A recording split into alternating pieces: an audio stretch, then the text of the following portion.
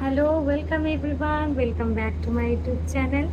আজকে হলো বুধবার আর কাল থেকে এইখানে বর্ষা ঢুকে গেছে। তো দুদিন ধরে খুব বৃষ্টি হচ্ছে আর এই বৃষ্টিটা হওয়ার খুব প্রয়োজন ছিল, কারণ এত গরম পড়েছিল। আর দিল্লির ওয়েদার এমনিতেই খুব ড্রাই, তো এখানে বৃষ্টিটা হওয়ার দরকার ছিল, সেজন্য আজকে ওয়েদারটা একটু ঠান্ডা ঠান্ডা আছে। এখানকার গরমটা এতটাই বাজে যে মানে দুবেলা ধরে আমি আমার গাছগুলোতে জল দিচ্ছি, তাও গাছগুলোকে কিছুতেই বাঁচাতে পারছি না, কারণ ওয়েদার এতটাই ড্রাই যে অনেক গাছ বাঁচছে না। আমি যেহেতু পেন্টিংয়ের ওপর কাজ করি, তো পেন্টিংয়ের ওপর শর্টস দিই, মাঝে মাঝে একটা দুটো পেন্টিংয়ের ভিডিও করি। তো সেই কাজ করতে করতে আমার টেবিলের অবস্থা এতটা মারাত্মক খারাপ হয়েছে যে তোমাদেরকে কি বলবো, তোমাদেরকে আমি দেখাচ্ছি। এই যে এইটা হয়েছে আমার এখন টেবিলের অবস্থা। তো লিটারালি এই জায়গাটা একটু পরিষ্কার আছে, কারণ আমি কাজ করছিলাম। এখানে আমার ক্লিপও রয়েছে মাথার, আর এই যে এই দেখো অবস্থা। মানে এই টেবিলটাতে এই টেবিলটাতে আমি আর আমার হাজব্যান্ড দুজনেই কাজ করি মাঝে মাঝে।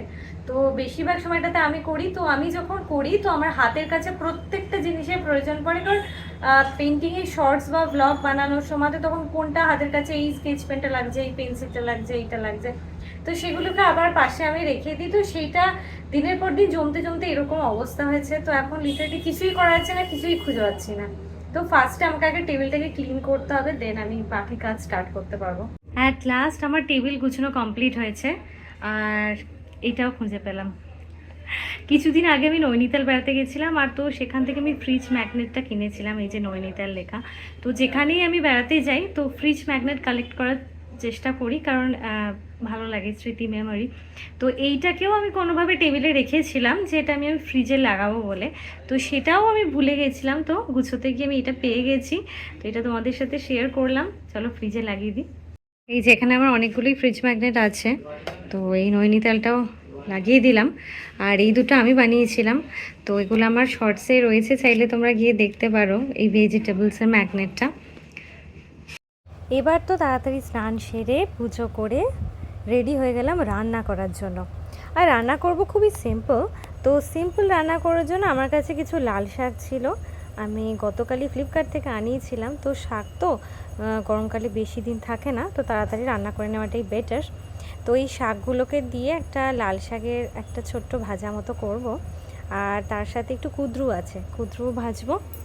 আর তার সাথে ভাবলাম পটলের একটু তরকারি আর বুন্দি রায়তা বানাবো। তো সিম্পল, গরমের জন্য খুব ভালো। তো সেগুলি চটপট সেরে ফেলি।